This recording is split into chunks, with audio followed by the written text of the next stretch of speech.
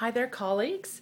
You might be wondering why you see my face when you click on the link for the podcast, but in the interest of trying to keep things a little bit lighter for you, because you still have assignment one due this week, Brian and I decided that we would try and make things as easy as possible. So I'm here to explain three of the key learning theories. Connectivism is explained much better than I would do it in the next podcast. But in this one, I am going to attempt to explain the three basic learning theories for which you'll already be familiar, thanks to 501, our course. But I'm going to attempt to explain them using standard household items because it's minus 20 outside and I don't want to go out there. So I do have a capable associate. Mommy. Can you say hi, Silas? Mommy. All right. Silas is going to help us with a couple of things. The first thing he's going to help us with is cognitivism.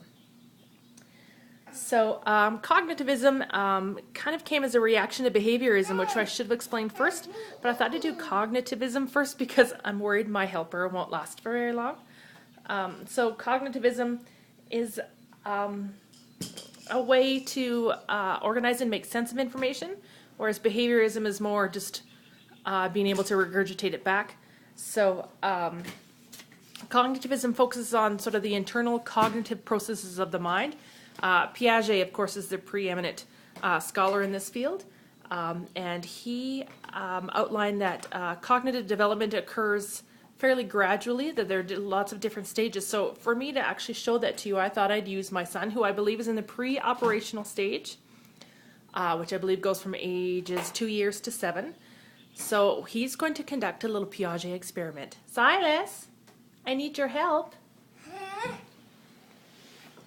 Can you look at those two glasses and tell me which one has more water?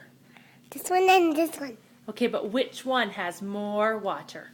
That one and that one. They both have more water. Maybe he's not even in pre-operational stage. But as you can see, I've done this to him before, so he's getting kind of bored. This one appears to have more water, but of course this one's much wider. So most kids in pre-operational stage would say that this one, of course, is fuller because obviously it's taller. So,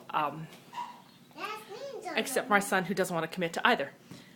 So that kind of goes over a little bit of cognitive. So most cognitive theorists and people who really like instructional design, because it based a lot on cognitivism, suggest that it's a good idea to break things into smaller chunks, move from simple to complex, and the use of advanced organizers and being very clear about your expectations and how the learning is going to go tend to be in big favor of cognitivism.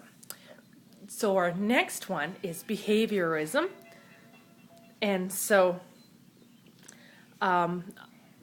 it measures observable behaviors that are produced by a learner's response to stimuli. So behaviorism isn't necessarily worried so much about how they learned it or why they learned it. They're just concerned with the fact that they did in fact learn it. And so that it's observable and measurable. Right? So sometimes behaviorism uses rewards or punishments. And so I was trying to figure out how I could best describe that to you, and so I decided that the best way for me to describe it to you is to show you this. This is our potty. So, to get Silas to sit on the potty, we promise treats. Right? So that hopefully he will then develop an idea that treats for potty means the potty is a good thing. So far, it's not working, but maybe I should try a constructivist approach next. So Skinner and, of course, Pavlov are kind of the main key components of key advocates of behaviorism, of course, if they were still alive. And of course, Piaget is most famous for his conditioned response to stimuli using dogs, so that when he would hit a bell, there's the bell, when he would hit a bell, dogs would then begin to salivate, knowing that dinner was close by. So I thought maybe we could try that. However, good job, Si, we don't have a dog. So the last one for me to discuss with you before I embarrass myself completely is constructivism. So constructivism is where learners kind of construct their own reality based on their experiences. So and their perceptions of their experiences. It might actually not have been the actual experience, but what they perceive was the experience. So there's not a lot of chunking of learning, which is key in behaviorism and cognitivism. It's more sort of an open-ended learning experience, and it's more about authentic real-world situations. So the best way I have to explain this, and sadly I am going to plan on using this in school, is with this handy-dandy Fisher-Price toy. So what I've done is I've labeled each one of these with some sort of key concept. So nationalism is my first key concept. All right, this would be for my grade 11 class. Can you imagine grade 11's doing this? So nationalism. So nationalism is my first key concept. And to understand nations, and once you're able to just sort of develop that and get that into your reality, it becomes easier to then to move on, say perhaps to the next step, which for me is contending loyalties. And so we could put that on there, and then kids could begin to sort of construct knowledge that's relevant to them and say,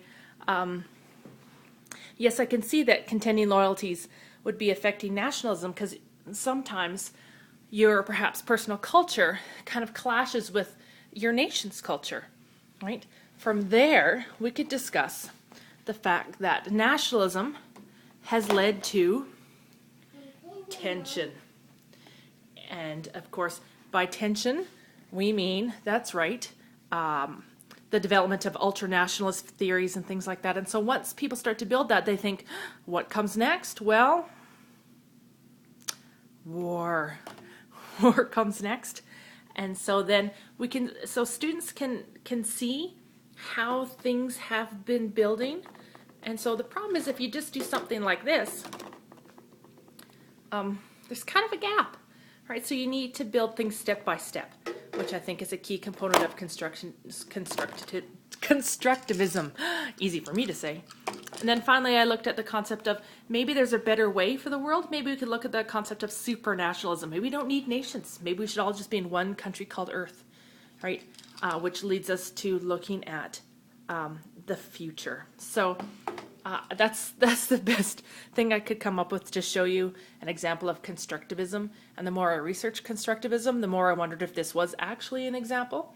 But we'd also have some readings for you to take a look at. Please check out the YouTube video on connectivism, because I think it does a really good job of explaining it. And then what we're going to look for you guys to do is look at these learning theories and how they can be used in online facilitation, especially when you're focusing on trying to build a community in online facilitation. We're also hoping that some of these things, you might pick a learning theory that you really kind of cling to, and that may help you develop your philosophy of online facilitation too, which hopefully would help you with assignment 1. So thank you for hanging out with myself and Silas. Say bye. Bye. And see you soon.